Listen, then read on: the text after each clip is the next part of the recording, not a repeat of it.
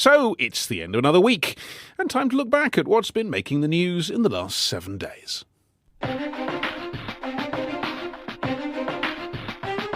Jerome Powell, nominated to succeed Janet Yellen as chair of the US Federal Reserve. What makes him attractive is that he has experience both at the Fed and in the private sector. Lawyers from Facebook, Twitter and Google are being quizzed by senators in Washington on whether Russia had too much influence on online content during the presidential election. What we're talking about is the beginning of cyber warfare, and you have to be the ones to do something about it, or we will. Just how much time do smokers take over a year in breaks from the office? Well, one Japanese company reckons it adds up to 6 days. A marketing firm based in Tokyo has added that amount of time to the annual leave for non-smoking workers as compensation. For those people who are working so hard, for the Japanese corporate, smoking is their kind of vice, which the government will turn a blind eye to. There we are, a look at the events of the week. The nomination of Jerome Powell as the new US Fed chair. Facebook, Twitter and Google being grilled by the US Congress over alleged Russian influence on last year's presidential election. And a Japanese marketing company giving non-smokers 6 extra days annual leave because they don't leave their desks for a quick smoke. Well, to talk about all this, I was joined by Matt Campbell of Bloomberg here in London and also Nina Trentman of the Wall Street Journal. So first, Matt, was the Fed appointment a sign that monetary policy was unlikely to change? Well, it seems to be a fairly status quo choice for President Trump. This is someone who has been involved with the Fed for a long time, who I believe has actually never voted contrary to Janet Yellen in a Federal Open Markets Committee meeting. So this is not for President Trump a sort of bomb-throwing appointment. This is not an out-of-the-box appointment in any way. So I think you probably will see the Fed continue, raise interest rates gradually, not doing anything terribly antagonistic to the financial industry, certainly, but this is just not a huge deviation from the course that the Fed was already on. But, it's just interesting that he gets rid of Janet Yellen. It is unusual, at least, not to give another term for someone like Janet. Is that an indicator of just that he wants to change things in a little way? Well, I think in the end, of course, given that he had the chance to appoint somebody, chances were relatively high that he would actually appoint somebody different. I think an interesting point, of course, is that Jerome Powell is not an economist, as previous chair people have been. And, of course, for Mr. Trump, as somebody who, of course, is quite connected to Wall Street and to the stock market, picking somebody with, as he said, real world and real business experience is quite an interesting and important step. That's an interesting point. Let me pick you up with that, Matt, because, as Nina says, not qualified in the normal sense, but perhaps indicating, is it like a flag-waving exercise of saying, look to Wall Street, this is the way we're going, you know who this person is, you can trust them, a way almost of boosting confidence?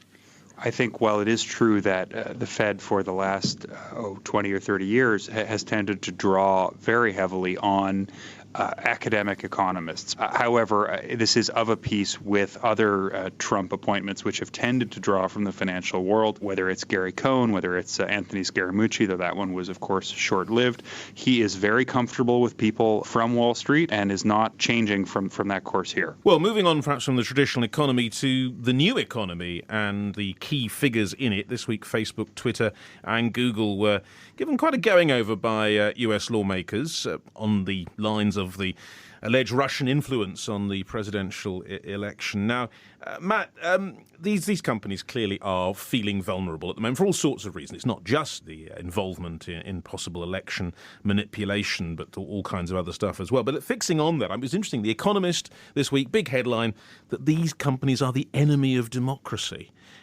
Is it really as bad as that? I'm not sure I would go quite that far, but I do think this opens up a really interesting debate, particularly for Facebook and Google. I mean, Twitter is very important to journalists, and it's the preferred medium of communication for Donald Trump, but really doesn't reach that many people. But Facebook and Google have long been divided between this question. Are they platforms or are they publishers? Now, the U.S. Senate hearings this week suggested that there are many important people in American politics who believe that these are, in fact, publishers and should be held to standards of responsibility commensurate with that status. Yeah, and in the interest of full disclosure, of course, the BBC, Wall Street Journal and Bloomberg are all, of course, published on or appear on Facebook, or their products do. So, Nina, Do you think they're a publisher? Do you think they're a content provider? Do you think that line does need to be defined? I think it does need to be defined because, of course, we do have regulation in place which holds like traditional publishers to very tight and high standards. And of course, you can ask this question of like, in the end, with Facebook and Google and also Twitter reaching so many people in the world, whether they shouldn't be held accountable to the same standards. Matt, isn't the internet just supposed to be free, though? I mean, isn't that the whole point of it? You can't regulate it. You can't rein it in. Of course, the internet is supposed to be a public square where anything can be said within reason, but it's also very much a winner-take-all ecosystem where network effects are unbelievably strong and great benefits and perhaps great responsibilities accrue to the winners in that market. So, Nina, do you agree? It comes down to monopolies, old-fashioned economics in a way. It comes down to that, because in the end, it's not as if we would have like a German version of Facebook and of Twitter and of Google in all sorts of countries, given that in the end, they have these big players, and it's in the end just a couple of them.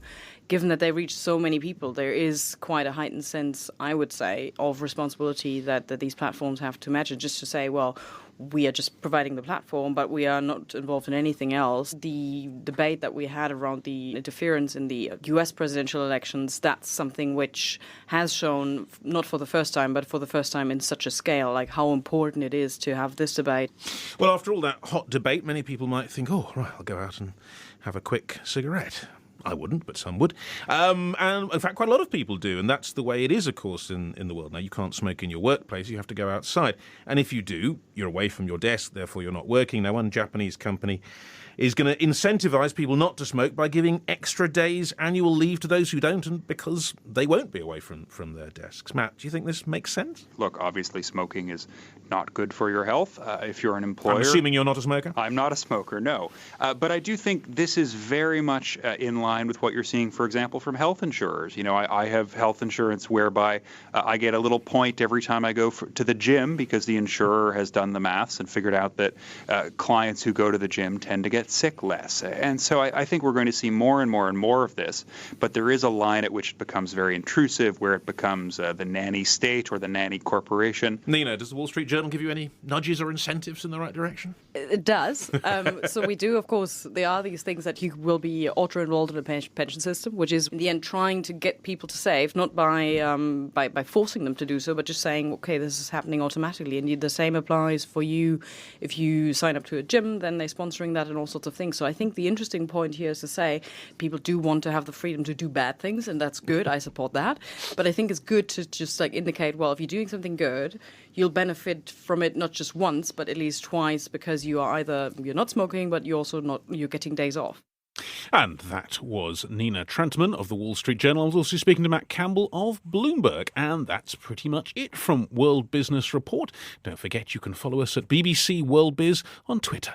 But that's it from us for the moment, from me and from the rest of the team here in London. Until next time, thanks for listening and bye-bye.